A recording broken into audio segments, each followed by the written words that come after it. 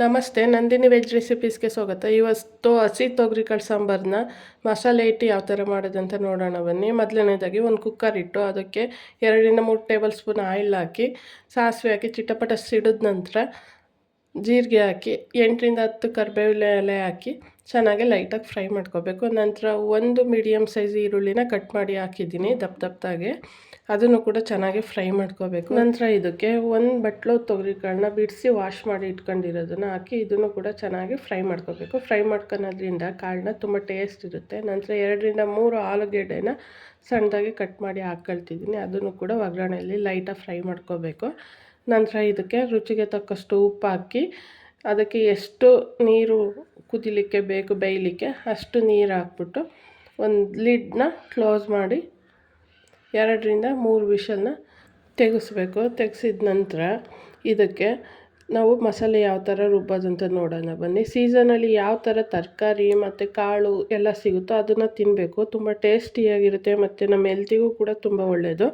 ನಂತರ ಇದು 2-3 ವಿಷಲ್ ಬಂದ ನಂತರ ಸೈಡಲ್ಲಿ ಎತ್ತಿಟ್ಬಿಟ್ಟು ಒಂದು ಪ್ಯಾನ್ ಇಟ್ಟು ಅದಕ್ಕೆ 2 ಟೇಬಲ್ ಸ್ಪೂನು ಆಯಿಲ್ ಹಾಕಿ ಅದು ಬಿಸಿಯಾದ ನಂತರ 1 ಟೇಬಲ್ ಸ್ಪೂನಷ್ಟು ಕೊತ್ತಂಬರಿ ಬೀಜ ಹಾಕಿ ನಂತರ ಇದಕ್ಕೆ ಏಲಕ್ಕಿ, ಶುಂಠಿ, ಲವಂಗ ಇದನ್ನು ಎಲ್ಲ ಹಾಕಿ ಚೆನ್ನಾಗಿ ಲೈಟಾಗಿ ಫ್ರೈ ಮಾಡಬೇಕು.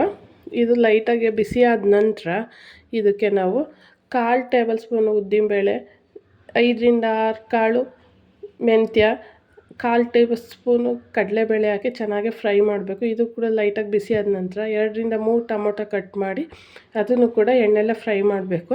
ಅದು ಚೆನ್ನಾಗಿ ಫ್ರೈ ಆದ ನಂತರ 5-6 ಟೇಬಲ್ ಸ್ಪೂನು ಕಾಯಿ ತುರಿ ಹಾಕಿ ಅದನ್ನು ಕೂಡ ಲೈಟಾಗಿ ಫ್ರೈ ಮಾಡಬೇಕು. ಈ ಥರ ಫ್ರೈ ಮಾಡೋದ್ರಿಂದ ತುಂಬ ಟೇಸ್ಟ್ ಇರುತ್ತೆ ಸಾಂಬಾರು. ನೆಕ್ಸ್ಟು 1 ಟೇಬಲ್ ಸ್ಪೂನು ಖಾರದ ಪುಡಿ ಹಾಕಿ ಅದನ್ನು ಕೂಡ ಲೈಟಾಗಿ ಬಿಸಿ ಮಾಡಿ ಅದಕ್ಕೆ ಒಂದು ಮುಷ್ಟಿಯಷ್ಟು ಕೊತ್ತಂಬರಿ ಸೊಪ್ಪನ್ನ ವಾಶ್ ಮಾಡಿ ಹಾಕ್ತಾಯಿದ್ದೀನಿ. ಅದನ್ನು ಕೂಡ ಚೆನ್ನಾಗಿ ಫ್ರೈ ಮಾಡಬೇಕು. ನಂತರದಲ್ಲಿ ಇದನ್ನು ಪಕ್ಕದಲ್ಲಿ ಎತ್ತಿಟ್ಟು ವಿಷಲ್ ಹೋಗಿದೆಯಾ ಹೆಂಗೋ ನೋಡಿ ಅದನ್ನು ತೆಗೆದ್ರೆ ಕಾಳೆಲ್ಲ ಚೆನ್ನಾಗಿ ಬೆಂದಿರುತ್ತೆ. ಬೆಂದಿದ್ದಕ್ಕೆ ನಾವು ಖಾರ ರುಬ್ಬಿಟ್ಟಿದ್ವಲ್ವ ಆ ಮಸಾಲೆನ ಅದನ್ನು ಹಾಕಿ ಚೆನ್ನಾಗಿ ಮಿಕ್ಸ್ ಕೊಡಬೇಕು. ಮಿಕ್ಸ್ ಕೊಟ್ಟರೆ ನೋಡಿ ಯಾವ ಥರ ಹಸಿ ಕಾಳು ತೊಗರಿಕಾಳು ಸಾಂಬಾರು ರೆಡಿಯಾಗಿದೆ. ಇದು ಚೆನ್ನಾಗಿ ಮಿಕ್ಸ್ ಕೊಟ್ಟ ನಂತರ 1-2 ಕುದಿ ಚೆನ್ನಾಗಿ ಕುದಿಬೇಕು. ಯಾವ ಥರ ಅಂದರೆ ವೈಟ್ ಎಲ್ಲ ಹೋಗ್ಬಿಡ್ಬೇಕು ಇದರಲ್ಲಿ. ನೋಡಿ ನಿಮಗೆ ಗೊತ್ತಾಗ್ತಿದೆ ಯಾವ ಥರ ಚೆನ್ನಾಗಿ ಕುದ್ದರೆ ತುಂಬ ಟೇಸ್ಟ್ ಇರುತ್ತೆ ಸಾಂಬಾರು ಕೂಡ. ನೋಡಿ ಈ ಥರ ಕುದಿಯೋದ್ರಿಂದ ಟೇಸ್ಟ್ ಕೂಡ ತುಂಬ ಚೆನ್ನಾಗಿರುತ್ತೆ. ನೋಡಿ ಯಾವ ಥರ ರೆಡಿಯಾಗಿದೆ ಹಸಿ ಕಾಳು ತೊಗರಿಕಾಳು ಸಾಂಬಾರು. ತುಂಬ ಚೆನ್ನಾಗಿದೆಯಲ್ಲ, ಒಂದು ಸರಿ ಟ್ರೈ ಮಾಡಿ ಫ್ರೆಂಡ್ಸ್. ಪ್ಲೀಸ್ ಫಾಲೋ ಮಾಡಿ, ಲೈಕ್ ಮಾಡಿ, ಶೇರ್ ಮಾಡಿ friends. Thank you for watching. ನಾಳೆ ಮತ್ತೊಂದು ವಿಡಿಯೋ ಜೊತೆ ಸಿಗ್ತೀನಿ.